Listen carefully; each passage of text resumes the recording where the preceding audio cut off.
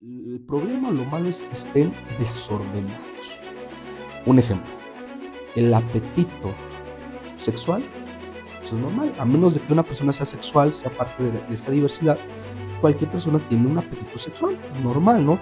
Seas heterosexual, seas gay, sea lo que sea, tienes un apetito normal, sexual, normal, sin ningún tipo de problemas. La apariencia familiar importa más que la dignidad del niño que fue violado, que fue violentado. Y es una forma de desordenar el apetito, porque lo que estamos diciendo es, entonces mi dignidad vale poco, vale menos, y por lo tanto, entonces mientras se aparente estar bien, es lo correcto. Y quien quiera seguirme a mí tiene que amarme más a mí que a su papá, a su mamá, etcétera. Lo que se refiere es en este orden de apetitos, es Jesús ordena el apetito. Dicho de otro modo es, ¿qué es lo más importante cuando seguimos a Cristo? ¿La dignidad familiar o la dignidad de una víctima?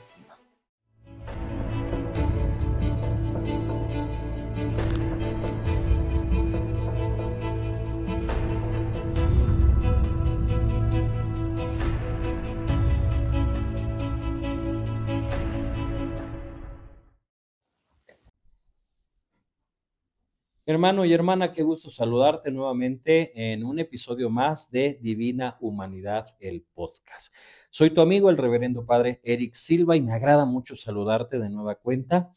Y vamos a platicar hoy acerca de un tema muy interesante, y nuevamente tenemos a un invitado que ya es parte y es colaborador ya de este hermoso proyecto, y es el padre Josué Galván, que hoy nuevamente viene a platicar con un servidor para que nos aclare acerca de la importancia de la madurez como personas, la madurez espiritual, que también es importante, porque la espiritualidad no es fija, también es una experiencia personal, pero que es un movimiento constante. Y la espiritualidad también tiene que ir madurándose, fortaleciéndose.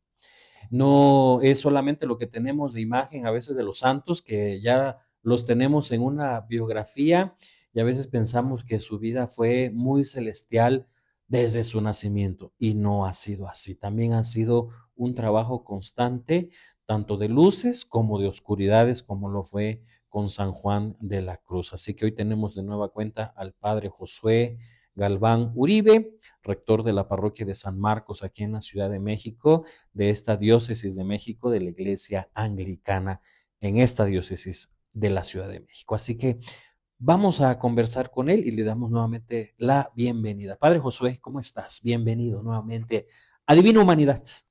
Muchas gracias por la invitación nuevamente y con gusto y placer de poder platicar no solamente de San Juan de la Cruz, sino de su espiritualidad, del proceso y de un tema que realmente me gusta y me fascina. Gracias, Ujú. Padre. Primero quiero que le digas a quien nos está viendo, ¿por qué es que tú profundizas mucho en San Juan de la Cruz? Tú estás haciendo un diplomado en espiritualidad, pero platícanos de esa experiencia personal acerca del estudio, porque también la espiritualidad se estudia, no nada más se vive, también hay que estudiarla para que tengamos una idea del caminar, ¿no? Claro. Sí, bueno, realmente yo, por cuestiones personales y ministeriales de la vida, conflictos, crisis, llega el momento que siento que debo ahondar y profundizar en la espiritualidad, por varias razones, ¿no? Y en ese proceso de crisis en el que vivo, en el que me encuentro en ese momento, y en la búsqueda de poder profundizar sobre asuntos espirituales, sobre la oración, la contemplación y todo una vida espiritual, encuentro el CEBAC, que es un instituto carmelita descalzo, y es ahí en el CEBAC donde encuentro el diplomado de desarrollo humano y espiritualidad. Es ambas cosas, ¿no? Tanto el desarrollo humano como la espiritualidad. Sin desarrollo humano no hay espiritualidad, sin espiritualidad no hay desarrollo humano, en ese Claro. sentido, ¿no? Y entonces es ahí donde en este diplomado que dura 3 años, el primer año es de desarrollo humano, precisamente ahondando sobre nuestras máscaras, nuestras sombras, nuestras heridas, quiénes somos, este madurar personal. Y ya después el siguiente año es entrar a la parte espiritual, bueno, al segundo y tercer año, al segundo año con San Juan de la Cruz y al tercer año con Santa Teresa de Jesús. Entonces realmente San Juan de la Cruz para mí ha sido un maestro en la espiritualidad, ha sido un maestro en el caminar, y es un maestro en el cual todos los grandes autores espirituales del día de hoy y, y- y- de varias épocas han bebido, se han inspirado y han tomado prestado, ¿no? Entonces, no podemos hablar de espiritualidad, sea anglicana, sea la que sea, si no pasamos por San Juan de la Cruz muchas veces, ¿no?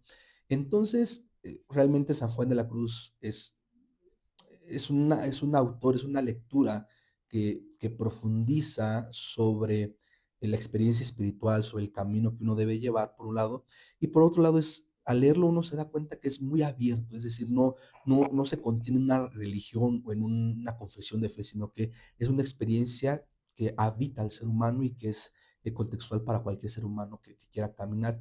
Y también tengo que aceptarlo, y perdón si ofende a alguien que sea carmelita descalzo, pero la verdad es que mi anglicanismo se ha enriquecido fundamentalmente y bastante con San Juan de la Cruz.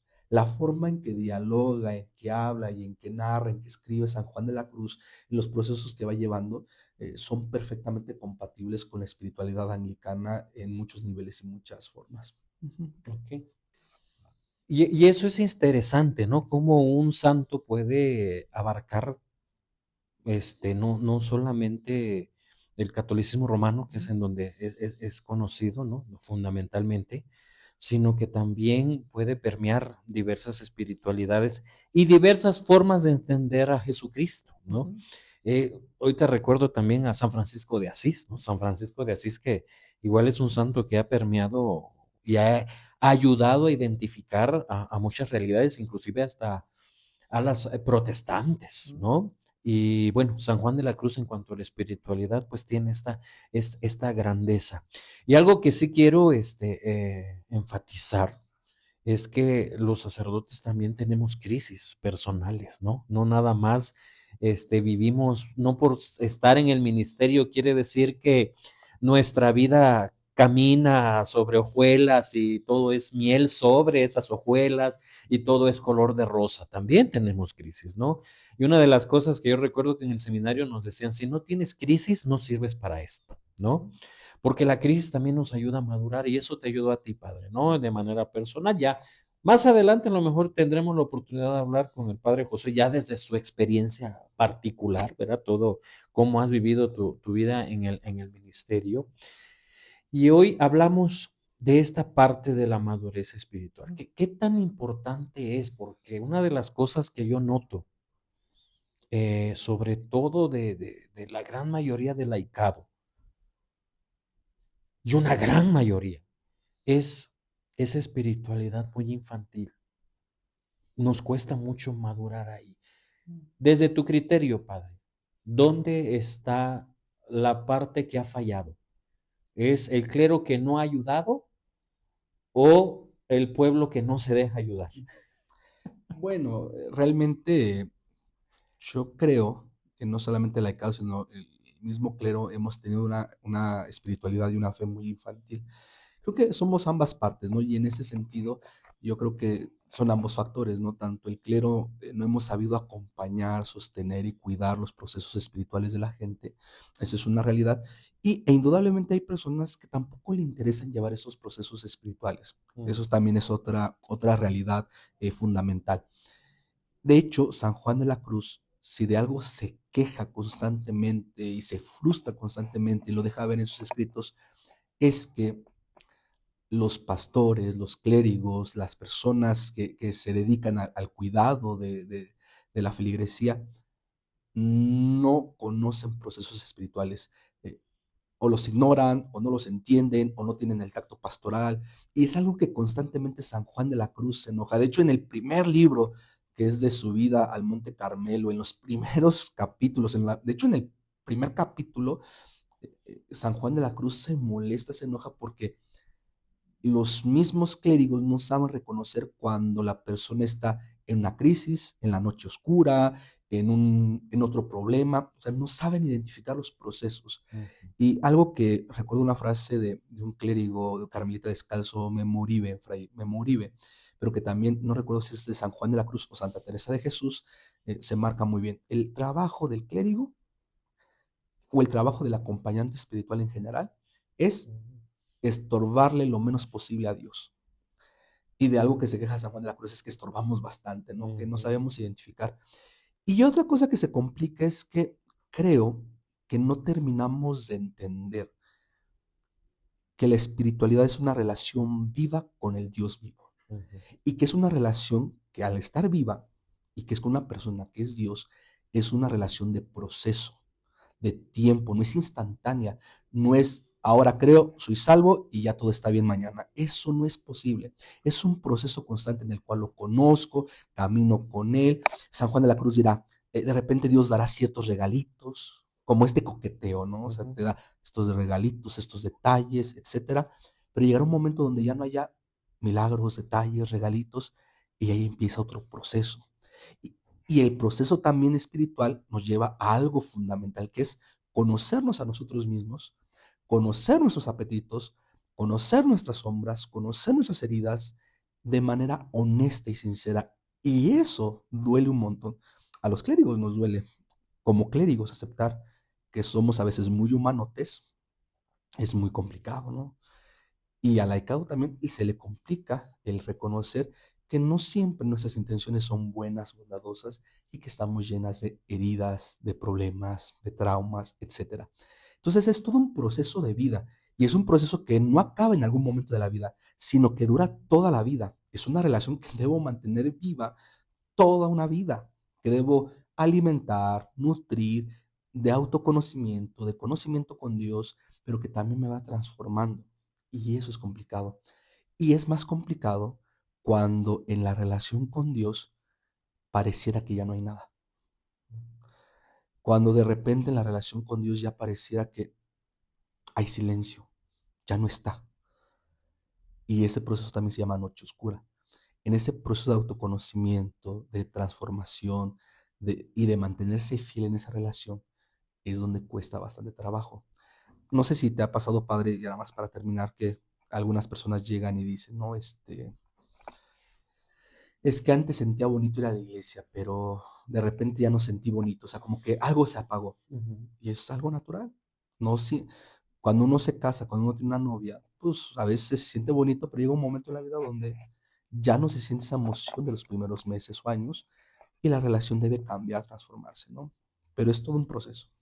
Y en la madurez, Ujú. ¿no? Porque hasta en las relaciones de pareja y en las relaciones interpersonales siempre se requiere madurez, hasta de las amistades, ¿no? Entonces, es muy común. Por eso la necesidad, inclusive la gente tiene un concepto equivocado de ese acompañamiento espiritual, ¿no? Porque eh, la gente piensa o incluso quiere que en el acompañamiento espiritual tú le digas lo que tiene que hacer.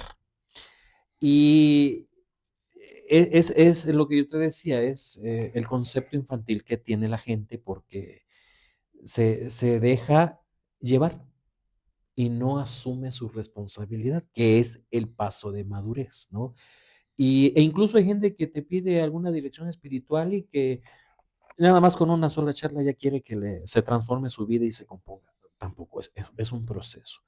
Y hay otro obstáculo que yo veo también, Padre Josué, pues sabemos muy poco personal para tantísima gente que necesita a veces ese acompañamiento, ¿no? Imagínate si nos diéramos a la tarea de estar atendiendo esas direcciones espirituales también es complicado, pero también ahí entra un poquito el factor fe, ¿no? También Dios va haciendo su obra, ¿no? Ujú. Pero en este caso, aún habiendo poco personal, muy poca gente también lo pide, ¿no? Y en este caso hablabas de esa necesidad. Dinos ahí en breve, ¿qué es lo esencial que la gente debe encontrar en una dirección espiritual? No entendiendo eso que la gente piense que le vas a decir lo que tiene que hacer y que no en una sola charla ya se transformó la vida, ¿no? ¿Qué es lo esencial? Si la gente dice, padre, quiero una dirección espiritual, ¿qué se entiende por una dirección espiritual? Claro. Digo, en primer lugar, algo que debe quedar clarísimo, generalmente usamos la palabra dirección espiritual y ciertamente hay una Ujú. dirección, pero ante todo es un acompañamiento. Acompáñame. ¿Ve? Y algo que debe quedar claro es que el protagonista de la historia es Dios. Eso nos debe quedar claro como acompañantes espirituales y para la persona que está siendo acompañada, el protagonista es Dios. ¿A qué me refiero con esto? Hace poco tuve un acompañamiento donde la persona me decía, a ver si lo que usted me dice, padre, me ayuda a cambiar o a transformarme o algo. Y me acuerdo que le dije, es que eso no me toca a mí, eso le toca a Dios. Y eso toca contigo y tu relación con Dios. Yo quiero acompañar este proceso en ese sentido, pero quien va a provocar el crecimiento, quien va a provocar el cambio, quien va a provocar va a ser Dios y la relación que tú vayas teniendo con el Dios vivo. Pero hasta ahí yo no puedo provocar algo más. Entonces siempre es entender que es una relación con Dios, es una relación que Dios guía y es entender sobre todo que el acompañamiento es estar dispuesto a vivir una relación con un Dios que quiere lo mejor para mí y que eso implica hacer cambios radicales, que eso implica, y en ese sentido diría que tal vez, no solamente para los laicos, sino para los clérigos que queramos un acompañamiento espiritual, creo que lo de que más debemos tener es mucha valentía, porque es un proceso donde vas a encontrarte o nos vamos a encontrar con las peores versiones, con lo peor de nosotros mismos, con nuestras peores oscuridades, con, con lo peor de nosotros, con la parte que también somos. Entonces se requiere mucha valentía y mucha honestidad para poderlo iniciar también. Y voluntad, Ujú. porque cuando yo me acerco a esa dirección espiritual o recibir ese acompañamiento, como es el término correcto, eh, se requiere también voluntad y deseo de querer transformar también esa vida. Y prácticamente es abrir el corazón y abrir toda mi realidad para que Dios también la vaya transformando, pero también yo tengo que hacer lo que me corresponde, porque una de las cosas que también la gente piensa es que Dios va a hacer todo. Ujú. Y yo creo que también eso hay que aclararlo de una manera constante, porque eso se dice desde el ambón, ¿no? Se dice desde la prédica, los domingos, desde las charlas, desde incluso aquí en los episodios, ¿no? Anteriores de Divina Humanidad, se ha hablado de que es Dios quien va transformando, pero también uno tiene que hacer lo que le corresponde. Claro. Y tendemos a eso, a delegar, ¿no? Y como que le delegamos a Dios esa parte, no, ay Diosito, encárgate de esto, no, y hazlo, por favor, ¿no? O cuando le pedimos un milagrito, no, Señor, déjame, quítame el deseo de tomar, o deja que yo ya no sea un ebrio o un drogadicto, pero se sigue consumiendo, se sigue comprando, como si Dios en algún momento te iluminara con las luces que tenemos aquí, ¿no? Y te quedas ciego como un rayo, o San Pablo, ¿no? Como San Pablo, que esa luz que lo deja ciego y que tiene ahí también su interpretación, por supuesto, y ya estoy transformado, ya Dios me cambió. Y no, es un proceso en conjunto. Sí, esa es la realidad. De hecho, por eso San Juan de la Cruz habla de la noche activa y la noche pasiva. Mm. La noche activa es la noche, es la parte en la que nosotros ponemos, en la que nosotros estamos activos, en la que nosotros tenemos que realizar. Claro, siempre con la ayuda, con la gracia de Dios, pero es la parte nuestra donde debemos poner nuestros esfuerzos. Y hay una noche pasiva donde ya es Dios dándose completamente y al alma o a la persona le toca recibir completamente. O sea, claro que en esos procesos, por eso hablo, es una relación entre Dios y tú, entre Dios y nosotros, donde ambos ponen de su parte, ¿no? Nosotros ponemos nuestro esfuerzo, lo que debemos poner, y Dios pone lo suyo. Y eso es fundamental entenderlo en este proceso. Por eso hablamos de mucha honestidad, para que realmente, si nos vamos o si vamos a estar dispuestos a enfrentarnos a este proceso, debemos tener la valentía de enfrentar nuestra propia verdad, Ujú. de quiénes somos, cuáles son nuestras heridas, cuáles son nuestros apetitos, qué es lo que estamos cargando y hacer un camino de transformación. Y esa honestidad cuesta mucho también. Yo lo escuchaba en la parroquia cuando estuve yo en la diócesis de Campeche, donde fui ordenado. En algún momento escuchaba yo que la gente decía, ay, es que padre, me da pena, por ejemplo, la confesión, ¿no? Que es muy recurrente en el catolicismo romano y, ay, padre, es que me da pena confesarme cuando fui vicario recién ordenado con el padre fulano, es que me da pena, es que me conoce. Y a veces también esos prejuicios, ¿no? De ver al sacerdote como el amigo y no como el pastor y como el guía, provoca también que la gente no abra el corazón ni sea honesta, porque ahora, ¿qué va a decir el padre de mí? ¿No? El padre que me conoce, el padre que ve mi imagen y o que yo hago esto y el otro y le digo esto, se le va a caer la imagen que tiene de mí. Entonces también esa honestidad es necesaria Y yo creo que también ese es un reto para la gente, ¿no? Para las personas, decir, bueno, eh, pues el Padre me conoce, pero bueno, esta es mi realidad. Claro. Sí, y ahí pues, algo que dices correctamente, es decir, ¿qué va a pensar el padre de mí? O incluso hasta uno cuando va a terapia, Ujú, un sacerdote cuando tiene que también hacer su propio trabajo, ¿qué va a pensar la gente de mí? Pero es una máscara al final del día, eso es parte del ego, parte del orgullo, parte de otro apetito, porque cuando nos cuestionamos, ¿pero qué va a pensar la gente de mí? No estamos pensando en ser buenos, estamos pensando en nuestra imagen, pero no en ujú. una transformación, en un cambio. Y eso es otra parte que debemos cuidar, en el sentido de acompañamiento. No tenemos que tener máscaras ante Dios. Precisamente el proceso nos lleva a quitarnos esas máscaras Ah, para realmente tener esa valentía del cambio, de la transformación. Y sí, y duele porque es entender lo mal que hemos hecho, lo que hemos errado, lo que hemos, inclusive cuáles son esas sombras, cuáles son esos deseos ocultos, y a irlos abrazando también, perdonando, amando y un sinfín de cosas. ok, porque a fin de cuentas quienes se engañan es uno mismo, Ujú, ¿no? Porque Dios conoce nuestra realidad tal cual. Entonces, igual como que querer engañar a Dios es uno de los, bueno, yo lo he visto siempre así, es uno de los absurdos más grandes que el ser humano busca o incluso defiende, ¿no? Defiende. Entonces, esos absurdos como que más que ayudarnos, también nos obstaculizan porque nos engañamos a nosotros mismos, ¿no? ujú, Hemos hablado, has mencionado varias veces, Padre Josué, el término apetitos, ujú. que es la parte que yo comentaba ahorita en la introducción.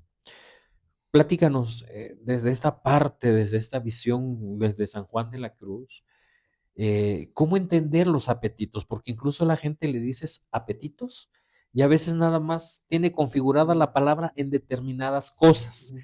algunos en la comida, otros en cuestiones sexuales. Desde mi punto de vista y por mi experiencia de todo lo que he escuchado a lo largo de estos 14 años, casi 15 ya de ministerio que tengo, la gente encasilla esa palabrita ahí.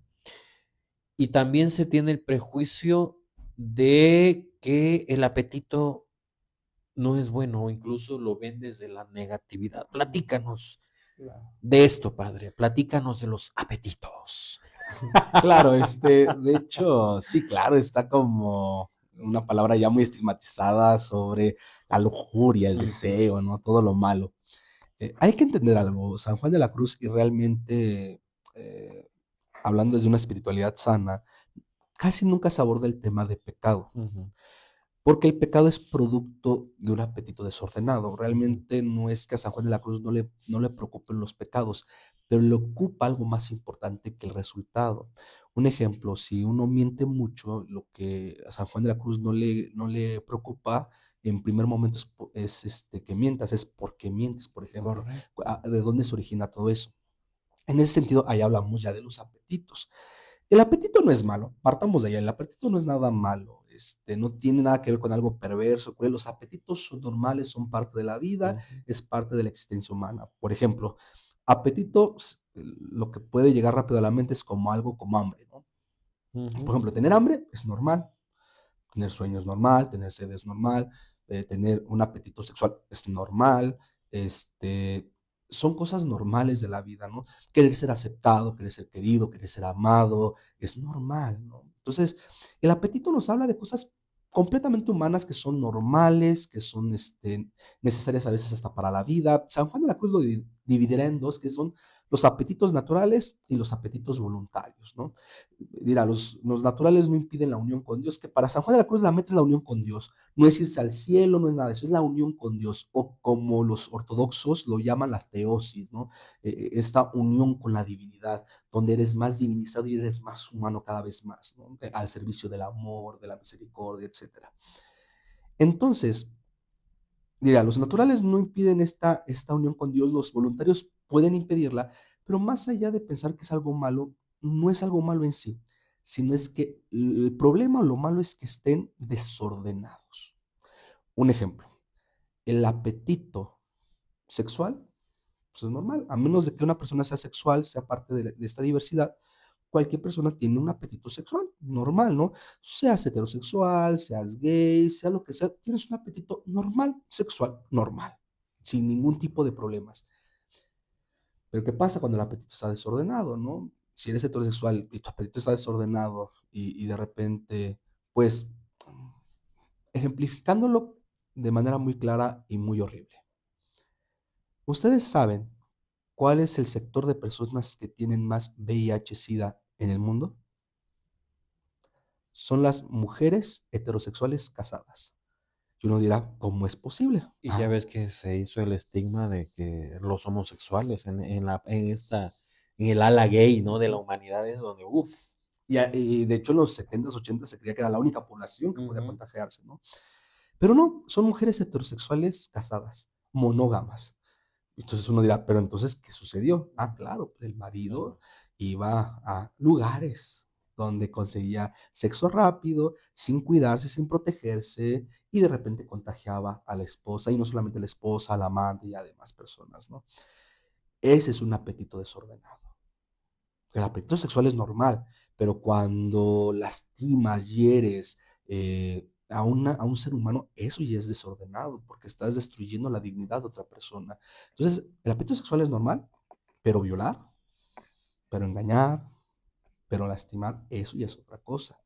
Lo mismo lo podemos pensar en la aceptación, ¿no? Pensemos en los niños pequeños, ¿no? Sobre todo en primaria, que son traviesos, que quieren llamar la atención porque en su casa pueden sufrir violencia y demás. Entonces, ellos quieren llamar la atención, quieren ser aceptados, pero ¿cómo lo hacen? Golpeando, gritando, maltratando y demás. Ese es un apetito desordenado. Querer atención, querer amor, querer aceptación es normal. Todo ser humano lo busca, todo.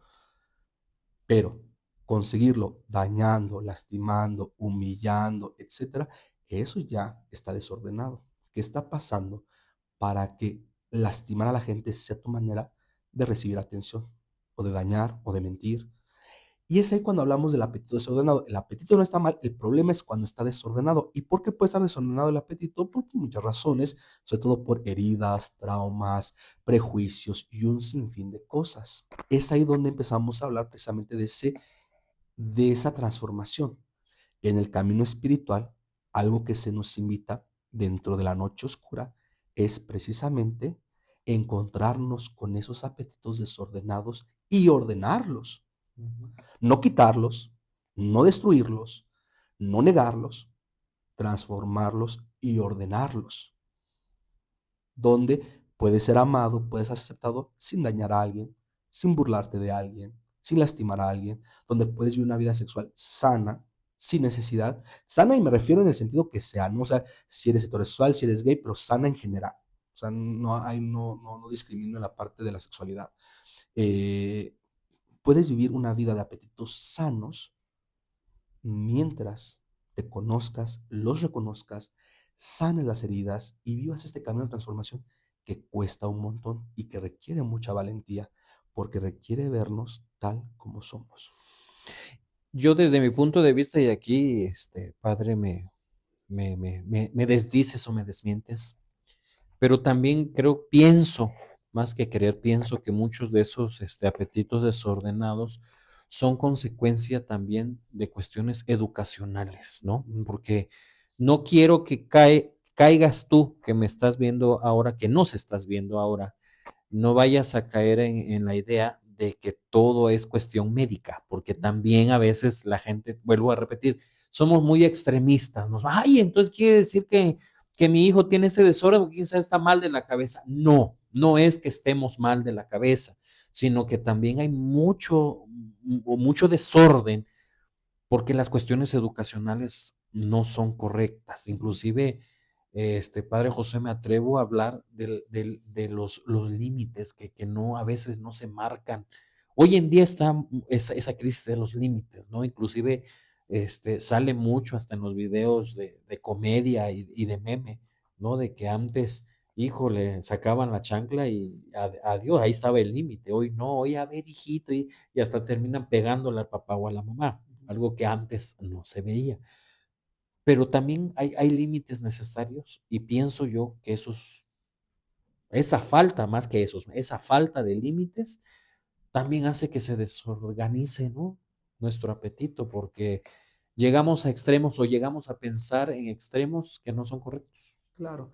Ahora, sí, es educacional, es generacional, es Ujú. muchas cosas. Si entendamos el apetito desordenado no como una enfermedad únicamente mental, no, a ver, se refiere a situaciones de educación, de generaciones, de heridas que se nos provocan inclusive desde la infancia, etcétera. Un ejemplo que podemos encontrar, ¿no?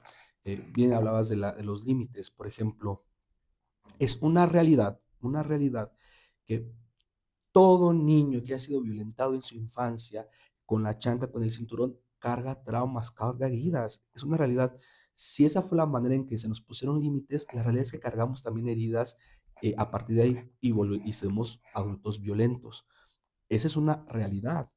Entonces, yo lo puedo ver porque mi crianza, o sea, con mi hijo lo he visto, precisamente porque yo fui educado así, tuve que darme cuenta que yo estaba repitiendo patrones violentos, pero también caemos al otro extremo, no tener límites claros, y que dañamos también igual. Y ahí se va desordenando el apetito, se va desordenando la vida. Precisamente lo que se tiene que buscar, obviamente desde la espiritualidad, es que Dios ordena la vida, Dios ordena los apetitos. Dicho de otro modo, un ejemplo puntual, ¿no? Al poner Dios en el centro, se ordena lo que tiene que ordenarse. En ejemplo,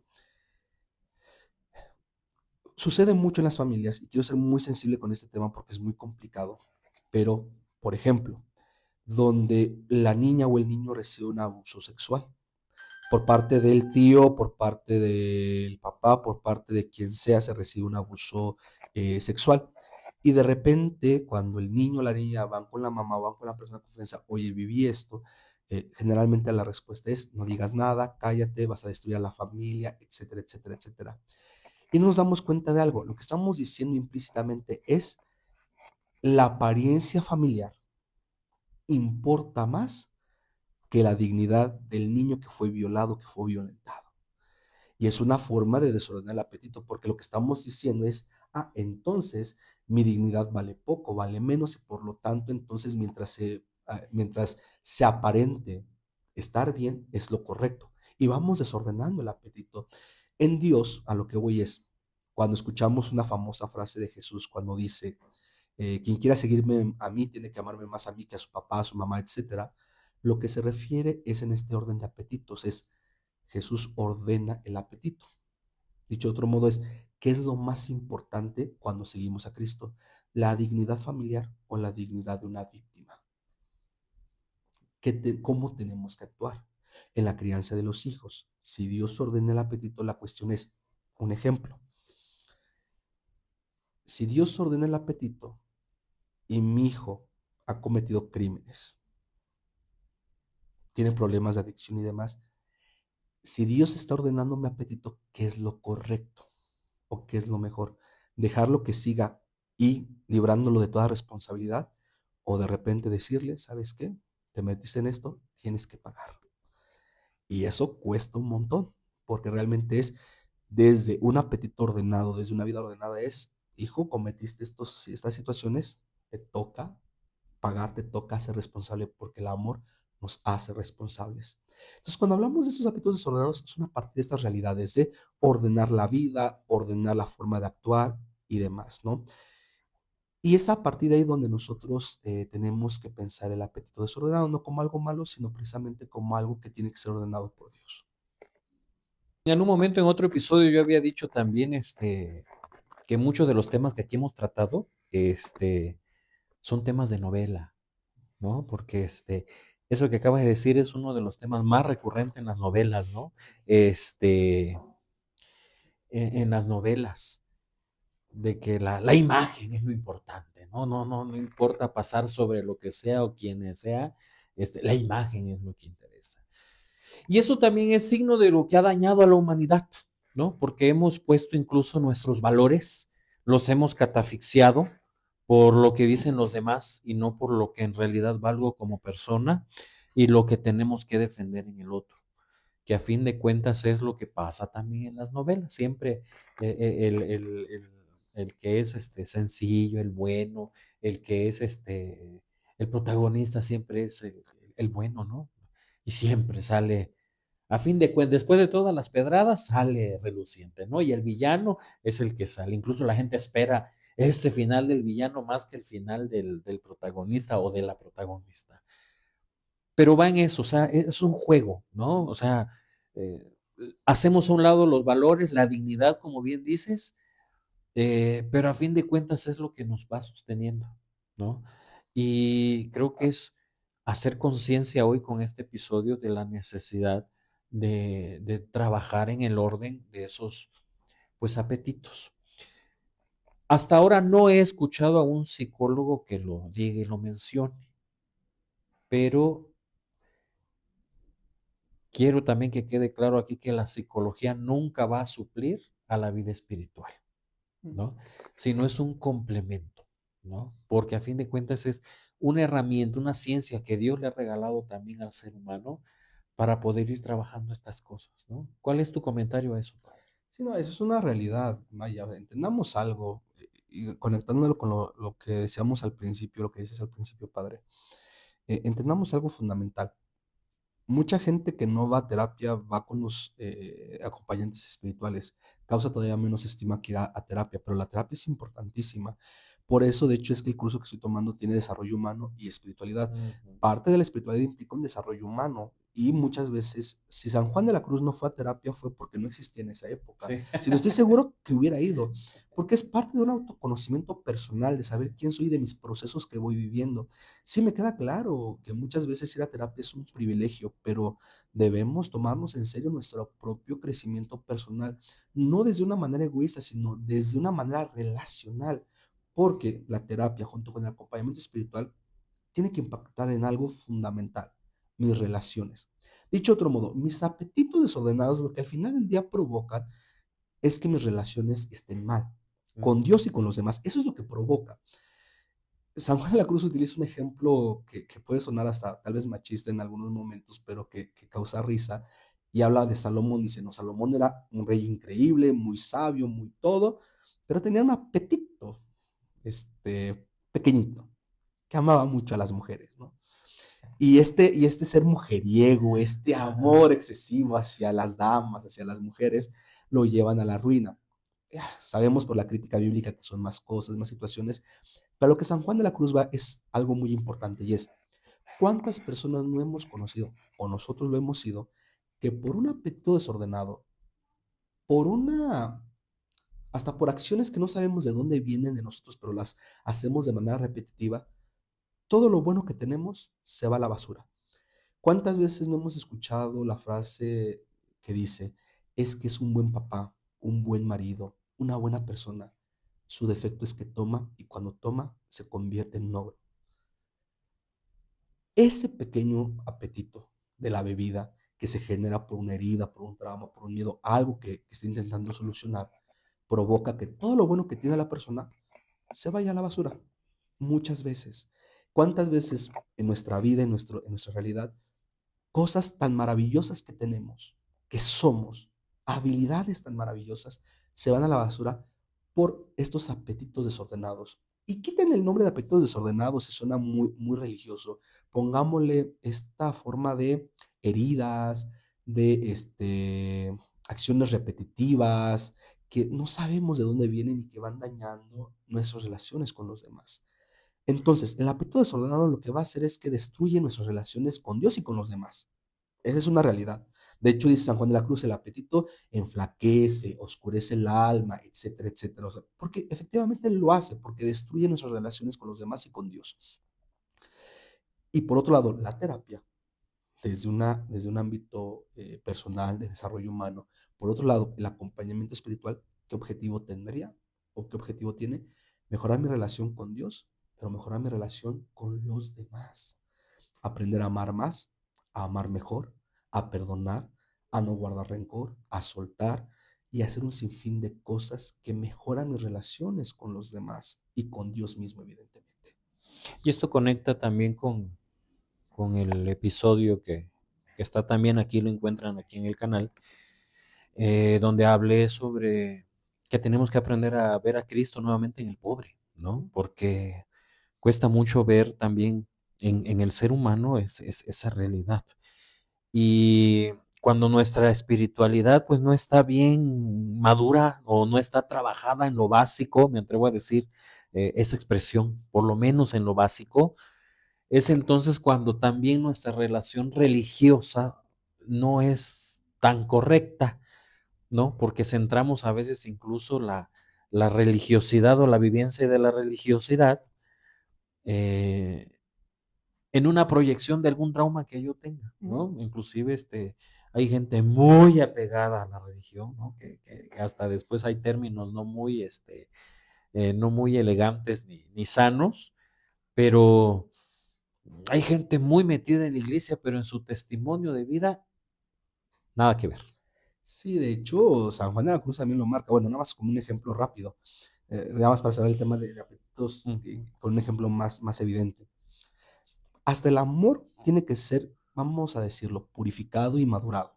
Un ejemplo muy puntual es con lo que hablabas de los límites al principio, que era, yo como mamá, como papá, tuve muchas carencias en mi niñez, ¿no? Y quiero que mis hijos no tengan esas carencias y ujú, les doy de todo y de todo y de todo para que no tengan esas carencias. ¿Qué sucede y qué acontece después? Que precisamente por tú no resolver tus carencias, por tú no resolver tus dolores, tus traumas, tus heridas, lo único que uno estás generando es que el otro tenga un apetito desordenado y que piense, por ejemplo, de niño que se merece todo, que no le pueden decir que no y un sinfín de cosas. Y puede ser bien intencionado, ujú. pero eso provocó el no cuidar, el no entender y no transformar ese apetito desordenado. Ahora con la religiosidad, eso pasa muy a menudo.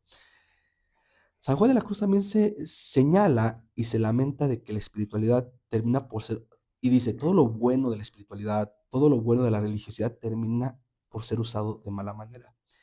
Yo creo que como anglicanos es una cosa que adolecemos muchas veces, no de todos, pero sí a veces de manera general. Y yo creo que todas las iglesias es tener a la iglesia aquí y a Dios acá. Ujú.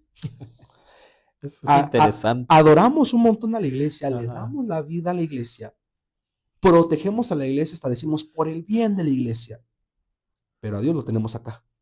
Y muchas veces por el bien de la iglesia, por lo mejor a la iglesia, dañamos, destruimos, señalamos, juzgamos, cuando es lo que Dios no quisiera que hiciéramos. Claro. Pero por el bien de la iglesia lo hacemos, Ujú, ¿no? Porque esto es lo correcto, porque esto es lo mejor, porque esto siempre se ha hecho. Entonces, a la iglesia la tenemos acá, se convierte en nuestro ídolo, es un apetito desordenado, y a Dios lo tenemos acá, mucho más bajo. Y no nos percatamos que realmente hemos hecho a la iglesia un ídolo. Pasa en la Eucaristía, vamos a la Eucaristía, hasta tenemos nuestro ceremonial, todo, nos signamos, hasta comulgamos varias veces, pero de repente no hay una transformación de vida. ujú. Nuestro Dios, dirá San Juan de la Cruz, es la Eucaristía, es la confesión, es la iglesia, pero no es Dios. Eso se ha convertido en nuestro Dios. Y el problema es que cuando quitamos a Dios del centro, empieza a desordenarse todo. Ujú. Si la iglesia está por encima de Dios, todo lo que haga en favor de la iglesia, aunque sea atropellar la dignidad de otro, es válido, completamente válido. Si la Eucaristía está por encima de Dios, todo lo que se haga en favor de una buena Eucaristía, aunque sea atropellar, aunque sea humillar, aunque sea burlarse, aunque sea lo que sea, y que no implique incluso una transformación personal, es válido.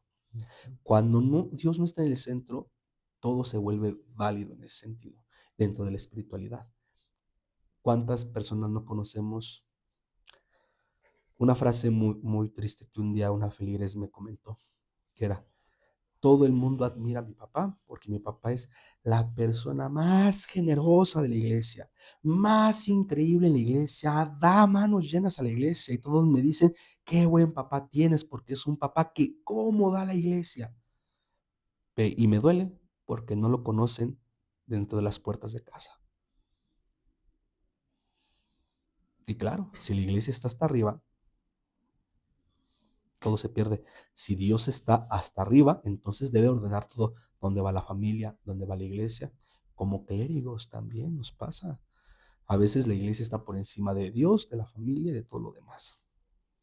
Y hay que saber tener ahí un justo equilibrio de todo, ¿no? Sí, Porque pasa, hasta en la vida laical es muy común también, ¿no? Que a veces sobre todo está la iglesia, la institución o hasta el grupo parroquial, ¿no? Porque a veces hasta las pastorales, no, es que esta es mi prioridad y se hace a un lado lo demás, ¿no? Y en algún momento lo hemos tratado en otros episodios, la necesidad de ese justo equilibrio, que es parte incluso de una espiritualidad sana, ¿no? Ese justo equilibrio tan necesario, pues en todo, porque hasta en la naturaleza se necesita ese equilibrio. claro. Y lo podemos notar cuando nos percatamos que hay un apetito desordenado, por ejemplo, en cuestión de iglesia.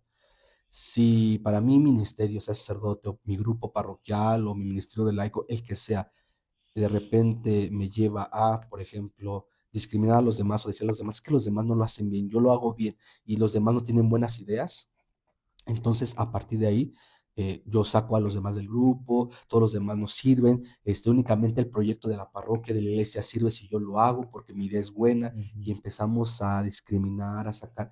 Y eso habla de un apetito desordenado, por ejemplo, en la cuestión de la aceptación, del reconocimiento, etcétera, donde el medio es la iglesia pero en el fondo estoy sacando, corriendo, quitando.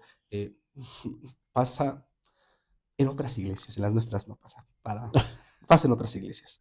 Pero pasa, ¿no? Por ejemplo, ya quitando la broma, pasa que, por ejemplo, a veces, ya sea con un laico o con el clérigo, que hay una propuesta, una idea, y si la idea no es apoyada por algunas familias o por algunas personas o por tales, no apoyan esa idea, fracasa la idea y de repente las mismas familias o el mismo clérigo quiso fracasar esa idea porque no apoyó, porque no donó, porque no puso su parte.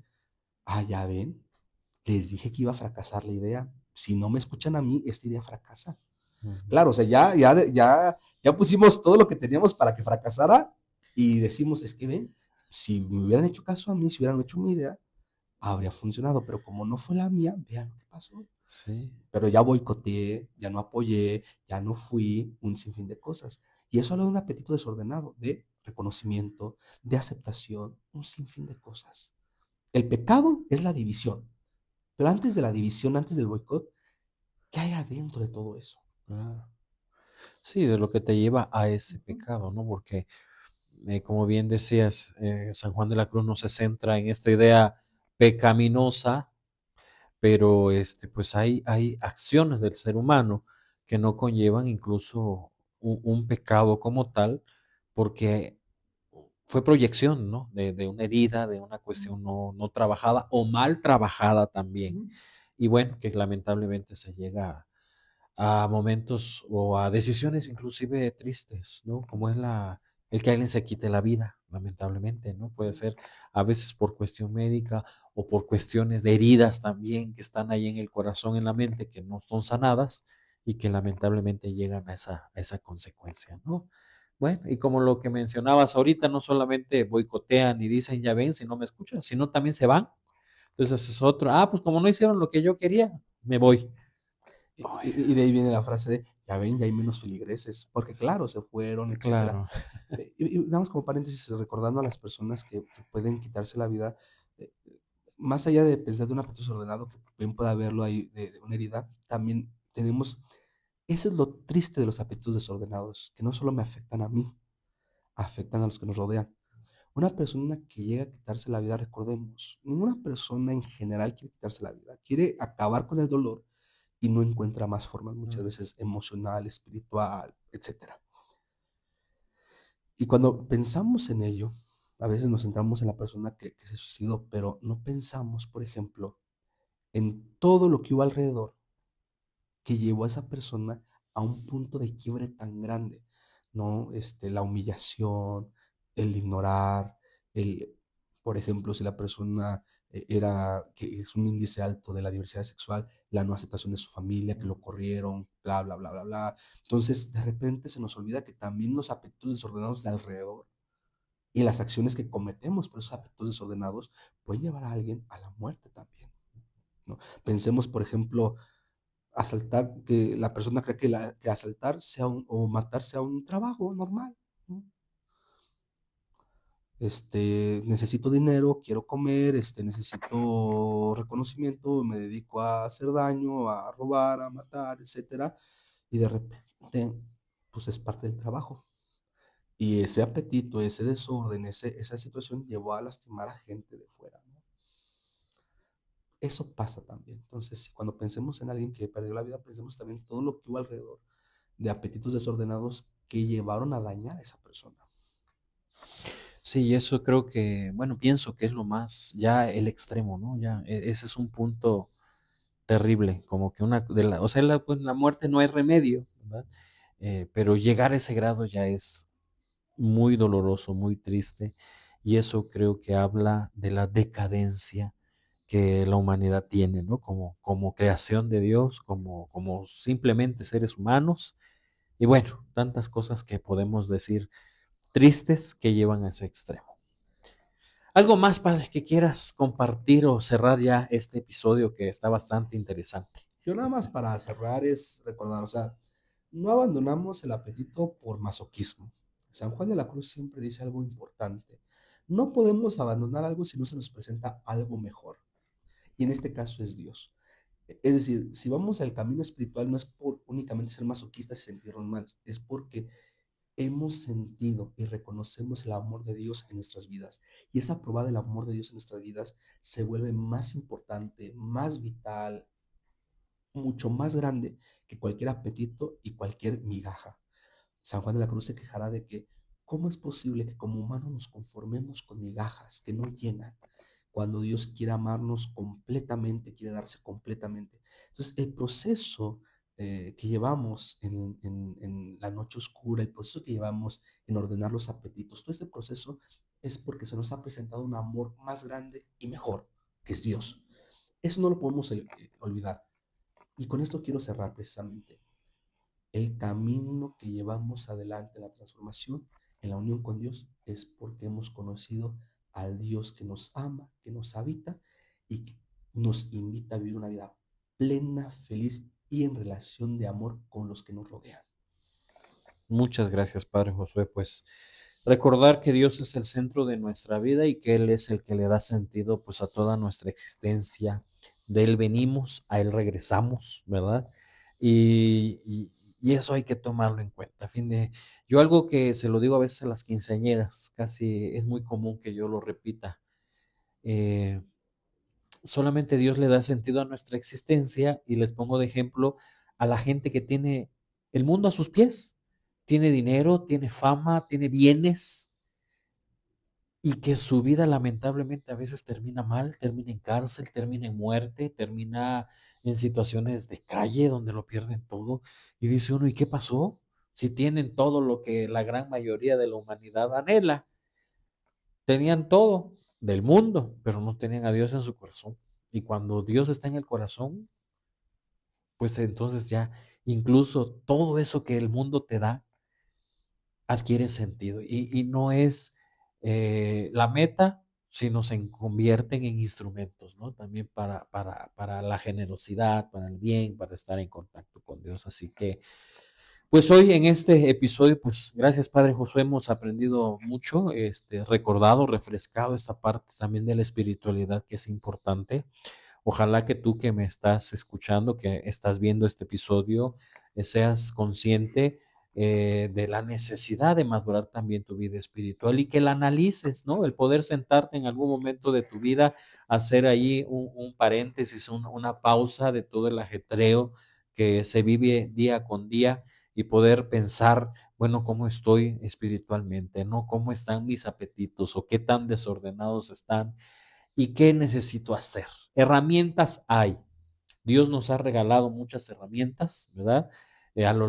Con la ciencia, con los conocimientos que el ser humano va adquiriendo a lo largo de la historia. Y bueno, hoy, hasta estas alturas de nuestra existencia, tenemos muchas herramientas que nos ayudan a madurar también en nuestra fe, en nuestra espiritualidad, pero también en nuestra vida, en nuestra psicología, en toda nuestra realidad humana. Así que ojalá que las puedas aprovechar. Así que te agradezco de todo corazón, agradezco al Padre Josué nuevamente el que esté en este episodio para podernos iluminar más nuestro camino de vida, nuestro camino espiritual, que es el que con el que nos hemos enfocado con su participación.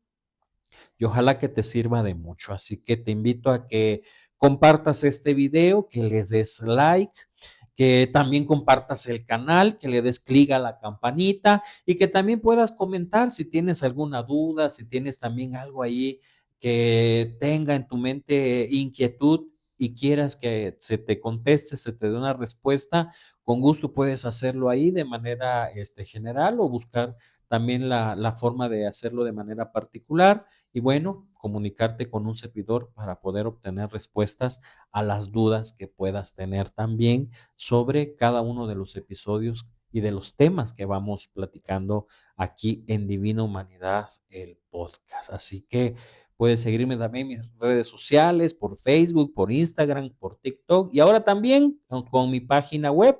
Me encuentras como Padre Silvas con Z al final, .mx.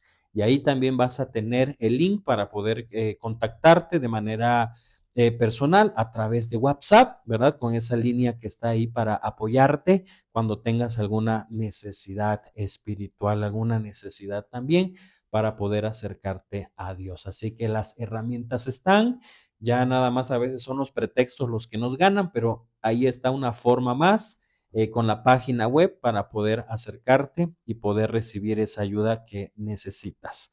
Así que a la distancia también podemos ayudarte.